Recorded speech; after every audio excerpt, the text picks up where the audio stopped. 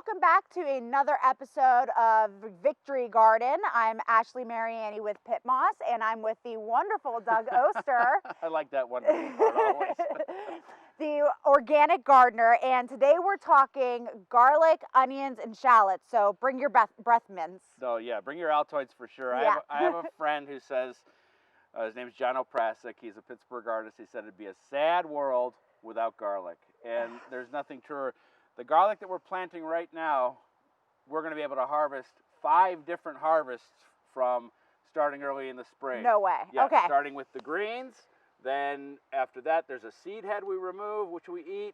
Then that seed head, if we leave it out in the garden, will produce little seeds that we can eat. We'll pick some garlic early, which is wonderful. And then we'll harvest our main crop in July. So these beds are going to be used until July, and there's nothing easier than growing garlic. The trick is, though, Ash, we gotta start with the right garlic. Okay. And so it can't be from the grocery store. That could be something that's not hardy, or it could be sprayed with something that stops it from sprouting.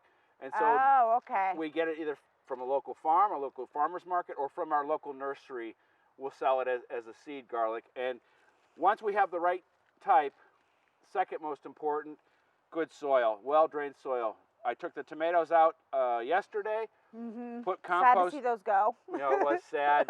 It's always sad to wrestle those vines into the compost back Yeah. there. But then we add compost here every time we plant. Of course, we add compost.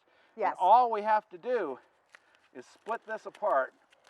That's such a good tip, because I would, you gave me some garlic and I was like, this looks just like I would just buy at the grocery store, but that is a big no-no. Yeah, and the funny thing is it looks the same, but it's not the same. If, if it's from some place like California that's not hardy, you're going to spend all this time planting and it's not going to come up. Makes perfect sense. And so we're only planting the biggest cloves here. Only the biggest, okay. This one clove, by July, will be the size of this bulb. Wow, okay. And so all we need is that one clove, and root side down, you can see where the bottom was. Yeah, how about this guy? That's not Yeah, bad. that's good. Good enough? You know, okay. And all we're going to do is just 3 inches down, 6 inches apart. Okay. And look at, you're planting in this pure compost. This is a breeze. Yeah. And all I'm doing is just kind of pushing it down in the soil. And the one thing we don't want to put them too close together. Okay. Now, I save a lot of these smaller cloves. For eating? For eating and for planting along the edges for greens. Okay. And so the biggest ones go in here. And this is some of the best looking garlic I've ever planted. This is one called German White. German White is one of my favorites. German White and Music. But there's other ones, Laura's Italian, Star Bright. Lots of great varieties out there. You just need to find them. And as I said, every nursery will have them. Now, you don't want to take all the skin off, right? You're leaving the skin on there. Yeah, but sometimes it comes off on its own. Okay, and that doesn't matter. No, it's all right. This stuff is so nice, I don't even need a trowel. This is the way to do it. Really? And it's always an exciting thing to plant now and thinking for the future. Yes. And I've got bags and bags of garlic in there. I have all my garlic peeps that I deliver my garlic to. And October is the time, perfect time to be planting the garlic. Actually, we are the exact perfect day. The day. The day. Oh wow, we're on it. I was always taught to plant under what's called the dark of the moon. Okay. That's one day in October, and today's the day, but this will be the start of it. We can go all the way into November and plant. As long as the ground isn't frozen, we can plant our garlic. Perfect. All right, Ash, the next thing we're going to do is we're going to mulch this with a nice, thick layer of straw. It acts as a blanket. Okay. We don't want this garlic to sprout. It might, because we've had some warm starts to winter. Okay. If it sprouts, it's okay. But if we put that nice, thick layer of straw on there, hopefully it'll just stay where it's at. Now, this area here, I'm not going to put mulch on, because I have in my head an experiment. You were telling me about this. I'm very excited. Where I'm going to have garlic underneath, but I want to put some cool weather crops on top. Okay. As we said, the garlic's in here from October till July, so I figure if I could put some kale on top here, protect it, and pick it all winter, then when the garlic comes up, garlic cannot have any competition. So when it comes up, I'll pull the kale or move it, or if it might not be here, we'll see. Wonderful. But it'll be fun. Yeah, Just fun to try. yeah, because you have so much space here that's not seemingly used. utilized. Yeah. Right. All right, let's Okay. mulch. Sounds good. You can see how thick this is. Yeah. It will compress during the season. You can do 6 inches if you want. And it makes all the difference in the world. If we have a cold winter, this blanket is going to help us get big bulbs. Wonderful. That's what we're looking for. Yep.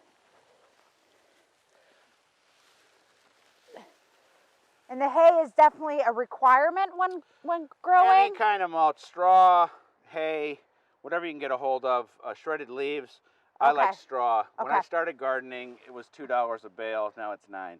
Oh, no. Okay. That tells you something about straw or something about me. I don't know which one. And then I'm going to get some kale and put it in here. But I want to put another layer of pit moss on top of this. Okay. That's going to be my mulch for the garlic below. Perfect.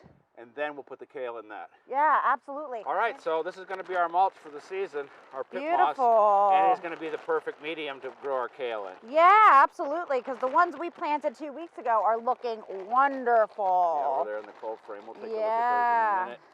And, of course, the first thing, put some water on it. Of course. Let's flatten this out. That's about the right amount, you think? Yeah, I think so. And so, again, we're not risking the whole bed. We're trying this as an experiment basically for next year. If I can make this work, that gives me much more use of the bed. Sure. Where during this period from now until March, I can grow something in here. And as I said, with some protection. Yeah. And what I love about pit moss is even with all this water you're applying, there's very little runoff. So you're utilizing the water so much more effectively with pit moss. And it'll suck up some moisture from down below, too. Absolutely. Okay. Our yummy kale goes in. All right. And the thing about kale, people should know, is that it gets tastier after a frost. So if you're not the biggest kale fan in the world, it will sweeten up after we get a frost. Oh, this looks good. You know, and my husband doesn't like kale too much, but I notice if I can chop it up real fine and just use it in a pasta dish or something, you don't even know it's there. It's but like you're getting the good baby. greens. Exactly. Feeding a kid. Exactly. Just sneak it in there. There we go. Beautiful. You know, and I think we'll just give this a very thin coating of straw, and we'll be good to go, and we'll see how it works out. Doug, do you leave the straw on this whole time? Yeah, actually, by next season, this will compress down, and this will be a great weed barrier when the garlic comes up through it. And then we get to about June, I'll refresh this with some new straw. Okay. So we never have to remove it. That looks good. Wonderful. All right, I'm going to put some protection on top of this, and we're going to continue to plant. I love planting this time of the year. Yeah, it's so nice. Each one gets their own street light. Beautiful. Fancy coverings for each of them. This will also warm the garlic down below. Perfect. And so that's the other thing. Dual use. All right, I'll get a couple more of these. Okay. You know, it's funny, you look up at a street light, you don't think it's this big. No. And or heavy. Not at all. There we go. It's perfect. It's going to work perfectly. Awesome. Nice. And it looks great, too. I was just going to say it looks pretty. It's like an art installation. Yeah. Wonderful. So shallots are a perennial vegetable. Each one of these little bulbs will become a nice grouping of shallots. And I harvested in July. Okay. And used the shallots that I wanted and just kept these to replant. And just like our garlic, we've got compost down here, and we just kind of press them in the soil. I've got a couple. Super easy, just like our garlic. Yep, I got a couple bunching onions there that will go around. Yeah. And we're going to do the same thing. We're going to mulch it up and let it grow. And when those greens come up, we will enjoy them. You got any more? I got a couple more down here. Okay, perfect. All right, mulch and then our bunching onions. How about for spacing for the shallots? Is it still the 3-inch down, 6-inch 3 inches apart? down, a little bit more apart, but it's not, you know, it could just become a carpet of shallots. Okay. So it's okay, 6-8 inches. Yeah, perfect. Mulch time.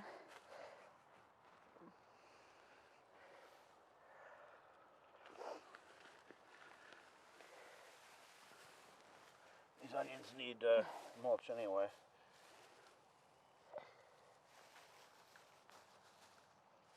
The other thing, the mulch lets us know that we'd actually planted something here. Yeah, it's a good indicator. Right, because you might be like, I got to get that planted. Where did it go?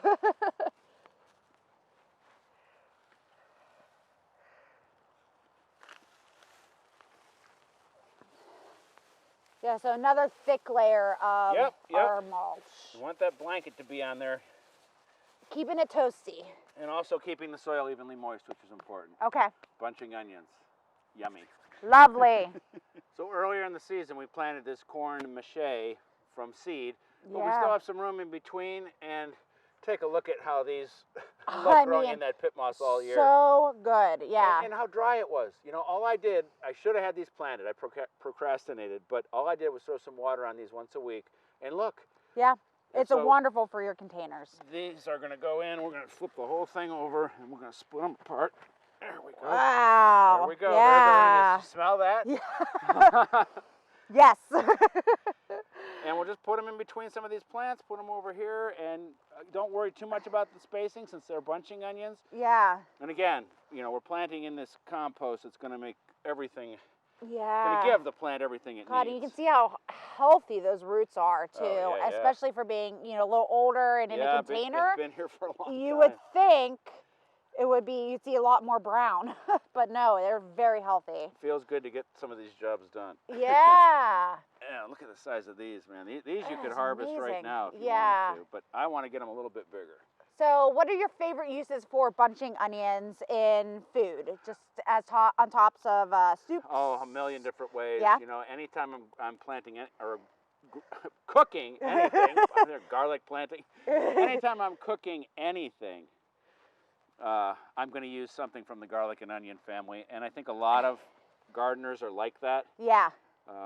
And I'm one of those people that love them raw too. I would pull 2 or 3 of these and just nibble on them, and I'd go inside, and my wife would be, "Where have you been?" Garlic headquarters, onion headquarters. Yeah. So spacing on this. Not important, you know. That's what you're saying because they're bunching. They're bunching. Like you can see, there's 10 plants, and you could harvest them just like that. Yeah. Yep. Now at the headquarters, we do a lot of onions, and Brian, our CEO, he's constantly out there snipping the tops of it and just letting it go, but he gives them like a haircut all the time, and that's totally fine too. Yep, and these will, in a couple days after we put some water on them, they'll be standing up. And when things get really cold, yeah, we'll just use our skylight here as protection. Wonderful. For both plants.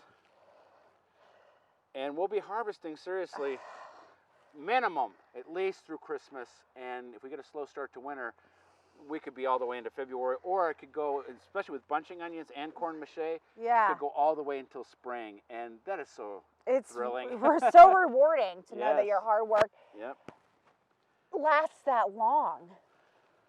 Okay, I'm just going to put some water on these. I'm going to wait until they get established, and then I'll mulch it in a couple days. Okay. Let me get the water. I'm glad to get this job done, Ashley. Yeah. Finish up. Don't stop. I'm not going. Don't worry. I know when I come to Doug's, I'm getting put to work. This will get anything you plant off to a good start. We have a nice cloudy day, which is a perfect day to plant. Nice and cool. I'm telling you, in a day or two, these onions are going to be standing straight up, and then I can work that mulch in here. And perfect. It's just so exciting to pick them. You know, I'll pick them as soon as they start to get just a little bit bigger. Okay. To have something fresh out of the garden. I mean, after frost is a great thing. It really is something to continue to look forward to, because I know a lot of gardeners are just packing up their tools. Don't do it. Keep clearly. planting. All right, let's go show off our success in the cold frame. Yes. It looks good. Bragging is a little bit a part of this, okay? Of course. You need to be prideful of all your hard work. There you go. Well, actually, I see a footprint on my kale, and it's about a size 6.5, and I wear 9s. I just don't know who could have accidentally stepped in this cold frame, but you know what? They're so strong that I feel like it'll be okay. Kale will do good. Kale will survive. Well, we have our Mizuna and our kale, and they've really taken off just in a couple weeks. We got a good rain last night, and so when things cool off, which is tonight, we'll just close this lid, And I couldn't resist when I went to the nursery either. I picked up a thing of chives that I'm going to put in here too, just there so I you have go. chives all winter long. And next week, we are putting the garden to bed. The annual part of the tender part of the garden is going to bed. So we'll put that to rest for the season. But like we said today, there are so many things you can be doing. So get out there in that garden and keep planting. We'll see you next time.